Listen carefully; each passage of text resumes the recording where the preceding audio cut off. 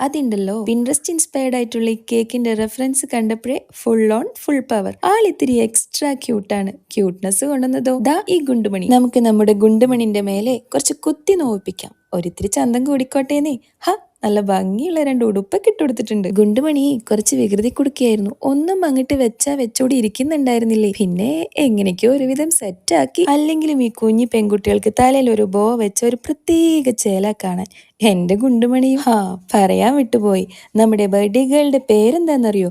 മഷാഹുൽ ഫിർദൌസ്. ആ പേര് കേക്കിൽ എഴുതണമെന്ന് പറഞ്ഞപ്പോൾ ഞാനൊന്ന് ഞെട്ടിപ്പോയി. ഇത്രയും നീളമുള്ള പേര് കേക്കിൽ എഴുതുന്നതല്ല, ആ കുട്ടി LKG ആകുമ്പോഴൊന്ന് പഠിച്ചെടുക്കണ്ടേ. എന്തായാലും പേര് മഷ എന്ന് ചുരുക്കി എഴുതാൻ പറഞ്ഞതുകൊണ്ട് കാര്യങ്ങളൊക്കെ അങ്ങോട്ട് എളുപ്പമായി. അങ്ങനെ നമ്മുടെ ഗുണ്ടുമണിയെ പറഞ്ഞു വിടേണ്ട സമയമായി. കേക്കിൽ അവളുടെ ഇരുത്തം കണ്ടില്ലേ, എന്തൊരു പാവാണേ. പക്ഷെ കട്ട കലിപ്പിയായിരുന്നു. അത് ഉണ്ടാക്കിയെടുക്കാനിട്ട പാടുണ്ടല്ലോ, അത് ഞാനേ കണ്ടുള്ളൂ. എന്തായാലും നമ്മുടെ കേക്ക് ലുക്ക് വൈസിലും ടേസ്റ്റ് വൈസിലും എല്ലാവർക്കും ഇഷ്ടമായി എന്ന് പറഞ്ഞു. അപ്പൊ ഓക്കെ.